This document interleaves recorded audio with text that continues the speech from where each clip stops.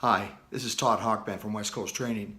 In this series, we'll be studying Coverage A on the Commercial General Liability Policy, just to see what's insured. During this program on Coverage A in a CGL, I've broken down the insuring agreement into 5 major categories, and we will discuss each. And at the end, we'll review all 5. Let's get started. The first major coverage statement in Coverage A is that it will cover bodily injury. Now, bodily injury means actual physical injury to the body. This is what you would expect: broken bones, cuts, abrasions. But it also includes sickness. So if a restaurant served a meal that made someone ill, that too would be picked up by the definition of bodily injury. Also, disease. So if a long-term exposure to a product made someone sick and actually got a disease, Coverage A would include that in its definition of bodily injury.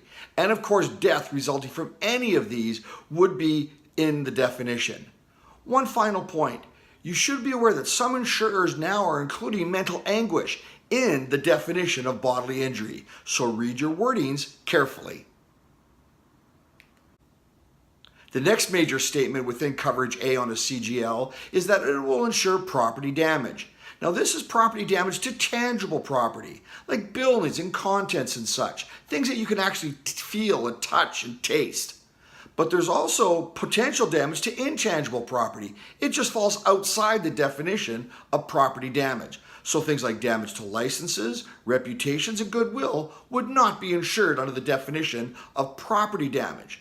Loss of use is part of this definition as well. So if a contractor should damage your building and you lose the use of that building, that could be included in the coverage for the contractor that caused that physical damage and the resultant loss of use. Property damage will also insure loss of use of tangible property that is not physically injured. So let's say an excavation contractor dug up a power line and that closed down a local shopping mall. The shopping mall could actually litigate that excavation contractor for the loss of use of their shopping mall, even though it didn't suffer any property damage. And the excavation contractor's CGL Coverage A would include that in their definition of property damage. Coverage A on a CGL will only insure compensatory damages. Now, compensatory damages are designed to compensate injured parties. Compensatory damages break down into 2 major components. There are general damages. These are amounts the courts believe necessary to compensate the aggrieved party fairly. These are best estimates, best guesses from the judiciary to compensate the party fairly. So things like pain and suffering, loss of future earnings, and future care are some of the major considerations. Compensatory damages also include special damages. These are the out-of-pocket expenses that you incurred prior to trial, like doctors, nurses, and specialist fees. Also, you should be aware punitive damages are not insured. Punitive damages are sometimes awarded by a court to punish the wrongdoer, to make a point, an example out of them that their type of behavior will not be tolerated. So only compensatory damages are insured by Coverage A on the Commercial General Liability Policy. You will find on a Commercial General Liability Policy a coverage territory where the loss must occur for it to be insured. That is Canada, the United States of America, including its territories and possessions. Now, there is some limited worldwide coverage for products liability losses, provided the product that caused the injury or damage was made or sold within the coverage territory. Be aware, some insurers have removed this element from their worldwide products liability coverage. However, all CGLs require that the lawsuit for damages be brought back to the coverage territory if the damage actually occurs outside the coverage territory.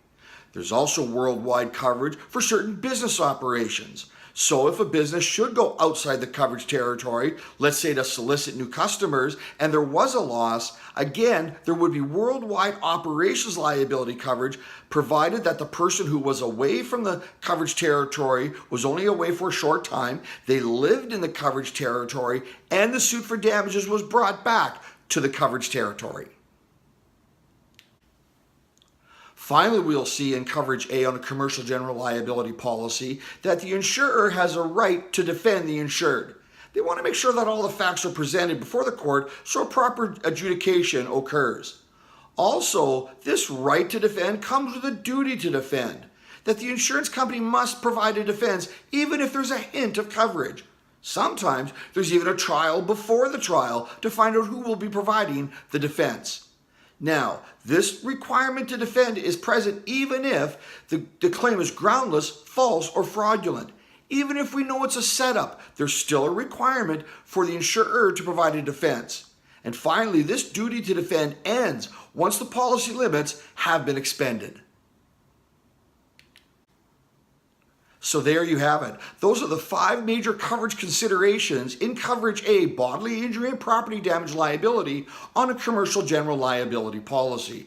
I hope you found these 60-second segments informative, and I look forward to working with you in the future.